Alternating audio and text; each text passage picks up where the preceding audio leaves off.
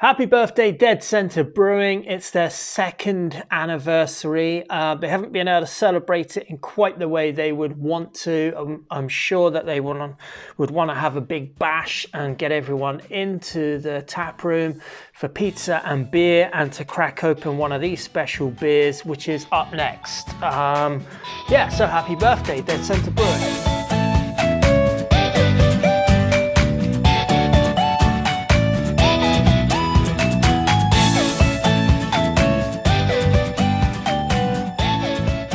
Hey, welcome back to Views on Brews. I'm Brendan, and this is another beer from Dead Centre Brewing. Basically to celebrate or help celebrate with Dead Centre for their second birthday, which they've had to do in the worst kind of style because you can't have birthdays during a pandemic and all this COVID nonsense. But to celebrate and to mark the occasion, they've made this beer in this kind of a long neck bottle with a rose cap on the top, and there's this really nice imprint of their drop-in logo, which marks their Dead Centre second birthday celebrations, I guess. So let's crack this one open and see what it's all about. So it's a Belgian Tripel.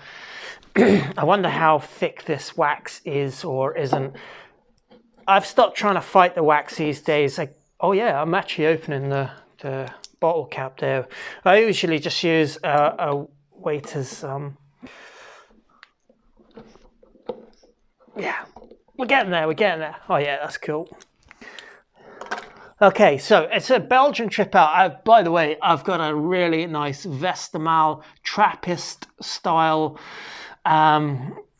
chalice. Is it a chalice? Yes, a chalice. I was trying to remember, is it a chalice or a goblet? But it's a chalice with a thicker glass. But what an incredible style glass this is. My cat's joining me. She's probably going to knock some stuff over.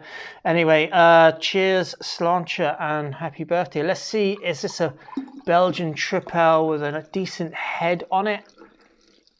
I feel like it will be. It is. That's very nice, actually. Kind of hazy, unfiltered, as you'd expect, with a...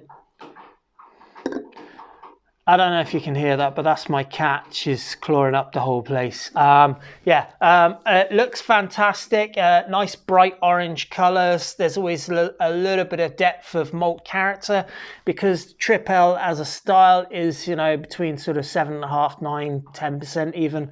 I suppose actually a 10% would be a quad, so about 9.5%. This one is 9.2%.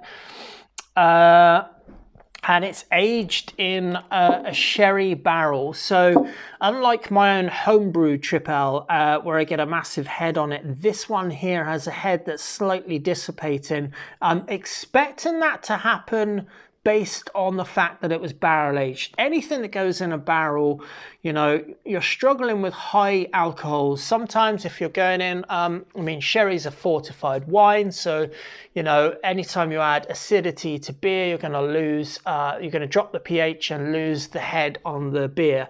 So there's that to contend with. It does say a couple of things on the bottle just before I have a sip, but I can tell you it smells nice, fruity, and a bit spicy.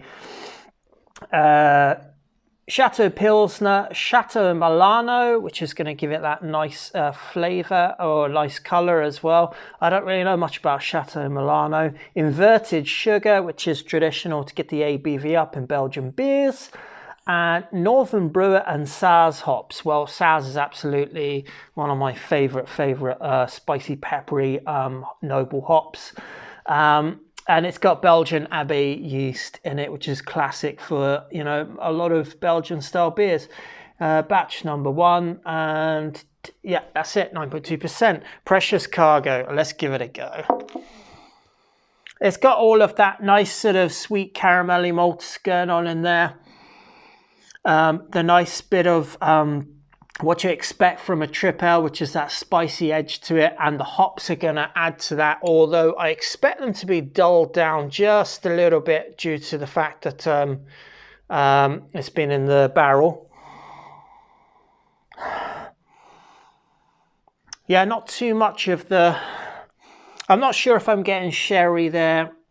It was stored in a sherry butt, which is what they call these big sherry barrels. So I'll try and find out exactly how many litres goes in one of those. But yeah, I'm just getting kind of Tripel on the nose. Let's give it a go. Cheers, Launcher, happy birthday.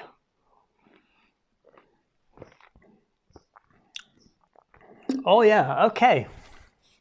Oh, that is interesting. Okay, so I've drank a lot of Tripels in my time, and usually the first thing I get when I taste a Tripel is a lot of effervescing carbonation and a real strong peppery spiciness, you know, this really strong spiciness going on. Not kind of Weizenbock spiciness, but not kind of clovey, but just spice, peppery edge to it. But what I'm getting from this is a combination of a dulled down Tripel with some of that spiciness, but also a totally unique different flavor added, which is obviously the sherry. So let's give it a go and see a bit more about it.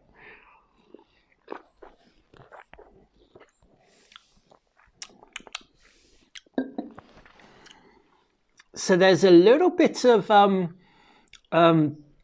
sherry going on in there. And the interesting thing is, I know this beer is not oxidized, but I've had oxidized aged beers that have the same notes as this beer in it, due to the fact that one of the things you get from an oxidized big ABV beer is sherry notes. So it's kind of like this dilemma of like tasting something which in another beer you would say, oh, that's oxidized, but in this beer it was intentionally part of the character of the beer. So it's quite a unique concept to get my head around. Let me give it another go.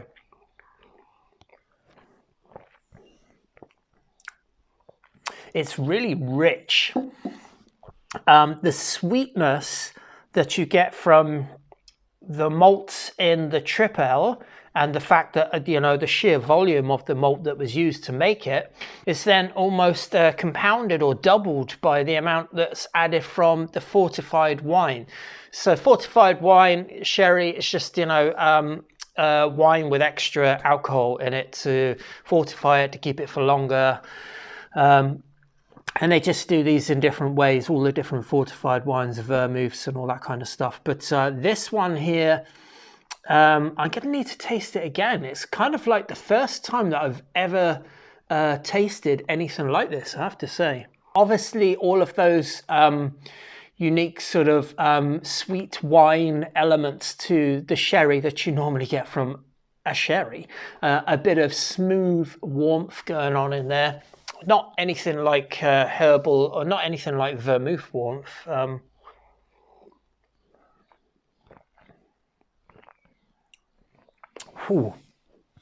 Even though this bottle is 500 mils, this is what I would call a perfect sharing bottle. Gonna see, can I get a bit more of a head going on the thing? I feel like I haven't done it much justice. Pour the whole thing out there. I'm drinking it quite fast, so I'm going to have to slow down a little bit. It's interesting. I feel like I'm missing a bit of carbonation going on in it. I feel like the carbonation that you get from a Tripel has been lost in this. So in that sense, kind of like miss that, because that effervescence, you know, the popping of the bubbles of carbon dioxide in your palate allows the expressiveness of noble hops in particular, and the character of the yeast used in a Tripel to explode inside your mouth and give you that real strong peppery spiciness going on. And that's missing in this beer.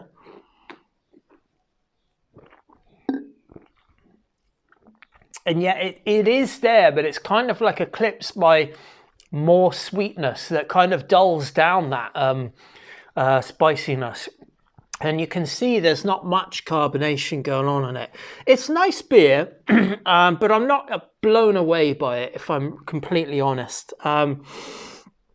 It's it's an interesting experiment from a brewery that brings out great beers anyway. But I would say this is kind of like missing carbonation. I miss that carbonation from it. Yeah, sweet. Quite a lot of sweetness going on in there. Yes, okay. It's not really, I'm not a huge fan of it. Let's put it that way. Anyway, but I am a huge fan of Dead Centre Brewing, and the brewer whose name is on here, Roger Rovero, fantastic. I don't know. Happy birthday, Dead Centre. I love you guys. Not sure about this beer, if I'm really honest, but I am sure about your pizzas and all your other beers. So cheers, sláinte, and it's on to the next one. Bye bye.